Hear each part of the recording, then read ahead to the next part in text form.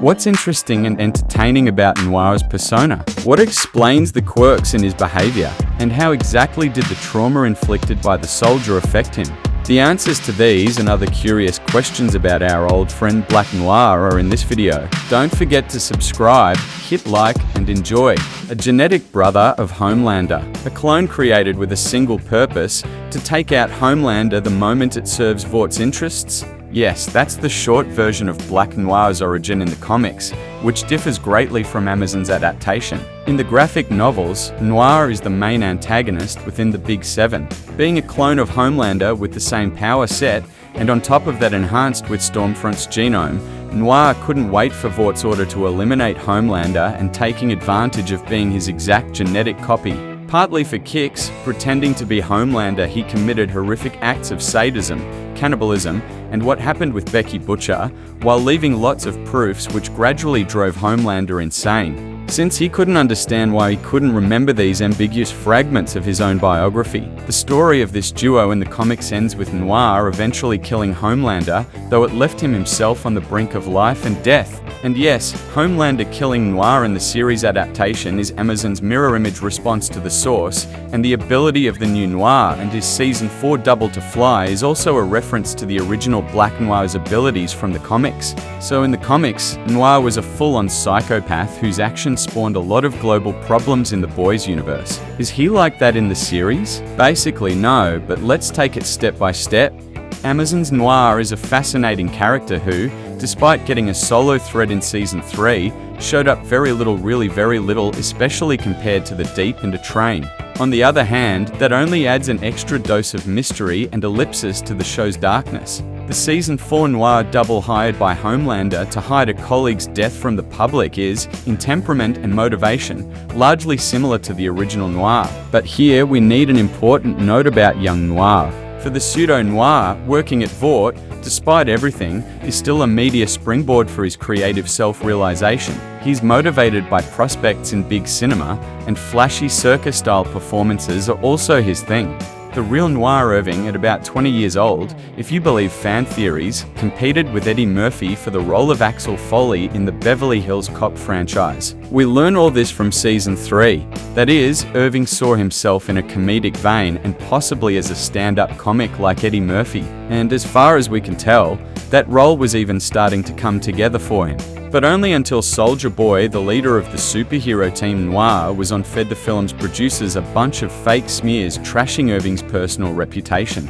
With the caveat that the producers most likely didn't know Irving and Noir were the same person. Noir's identity had always been kept under wraps, but at that time for specific social marketing aims. Irving himself was pushing to reveal his face to the public, which Stan Edgar did not support. And when Irving objected to his casting being cancelled, Soldier Boy responded with another round of hearty ass-kicking. From Noir's memories, we understand Soldier Boy couldn't allow Irving to jump higher than his leader's head, since the main in quotes movie star of those days was precisely Soldier Boy with his dubious film projects. He was a bad actor, while Irving genuinely talented and creative, as we keep seeing throughout the series, could have truly outshone Soldier Boy with the Axel Foley role, which Soldier Boy simply couldn't allow. Telling Noir that he wasn't funny at all and what Beverly Hills Cop could there be for him know your place.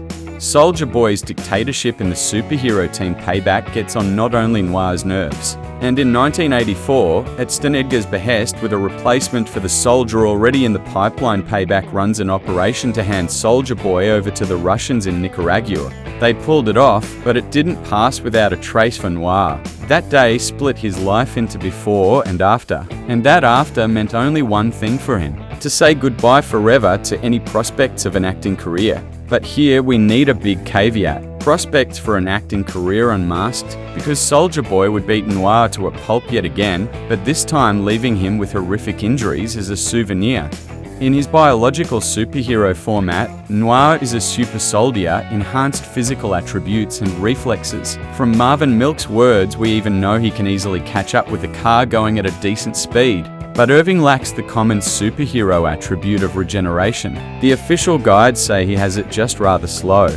But in practice, he doesn't have it at all, since Irving's tissue heals the same way a regular human's would, albeit much faster, specifically by forming scar tissue.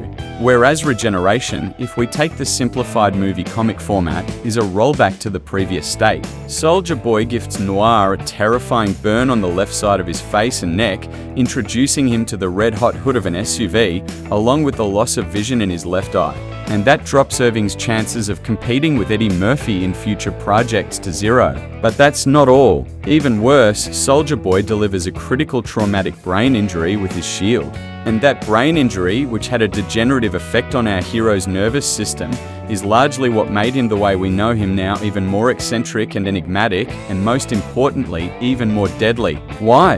Right, you've probably noticed Black Noir's sky-high pain threshold. Sometimes it seems like he doesn't feel pain at all, which turns him into a straight-up killing machine, even though he isn't bulletproof. All this is the echo of trauma, including to the peripheral nervous system, which disrupted neural connections and led to a significant loss of sensitivity. Because if you take Noir's memories into account, before this injury he was sensitive to pain, and pain was Soldier Boy's dominant lever over Irving and the rest of Payback's members.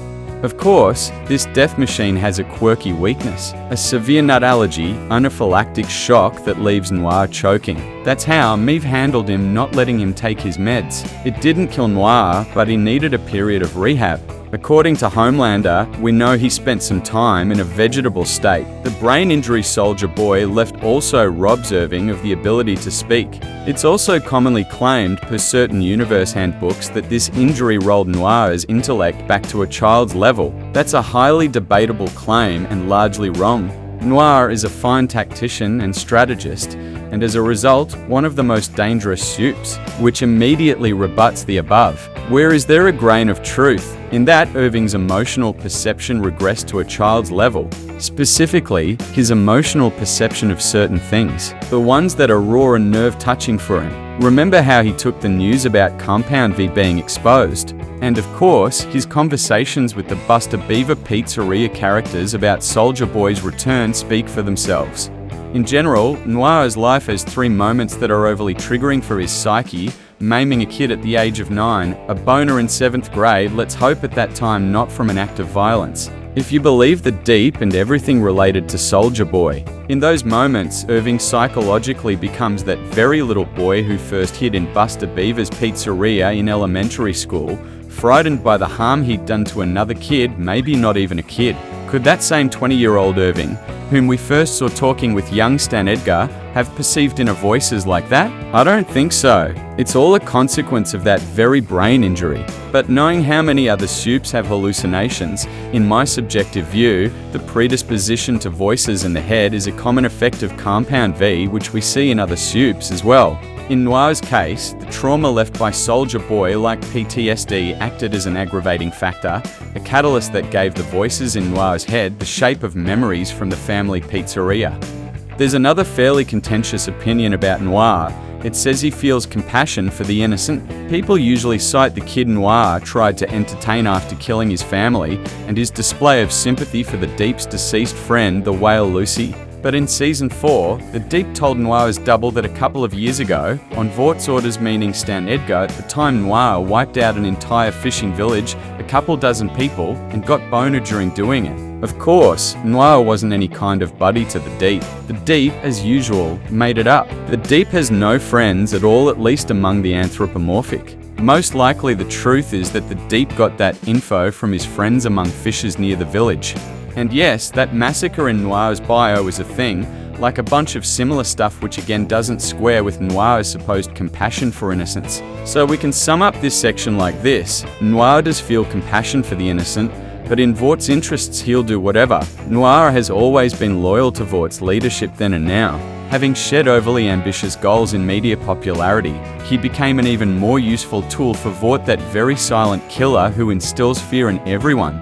Noir is a good example of how a supe who was never the strongest can become the embodiment of death thanks to his skills and mastery, something most supes can't boast of. Noir is a super ninja, superbly skilled in martial arts and bladed weapons. He genuinely likes everything tied to ninjutsu culture. For him, it's also another way to express his creative nature. That's why the real Noir's persona had a lot his double couldn't grasp, trying to find logic.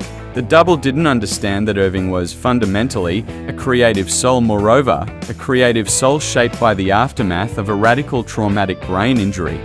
For Noir, his super ninja persona isn't just a look dreamed up by Vort's marketers. For him, it's a kind of film role he's been playing his whole life. And most importantly, it's the film role he accepted after saying goodbye to bigger creative plans. Here, backstage on his new solo movie, Noir feels a childlike thrill. You can read it even through his mask. But one way or another, the story of Black Noir isn't just about tragedy or unfulfilled dreams. It's the story of a man who lost everything that made him human: his face, his voice, his career, yet still found meaning in the only role he had left to play. For Irving, being Black Noir isn't a job or a costume. It's who he became when the world took everything else away. Behind that mask isn't a monster or a machine, it's an artist who turned his pain into silence and his silence into power. And maybe that's why we're still drawn to him. Because in a universe full of false gods and corrupt heroes, Black Noir doesn't need words to make his point. His story speaks for itself: quiet, broken, and terrifyingly human. If you liked this video, subscribe, drop a like, and share it with your friends. See you in the next one.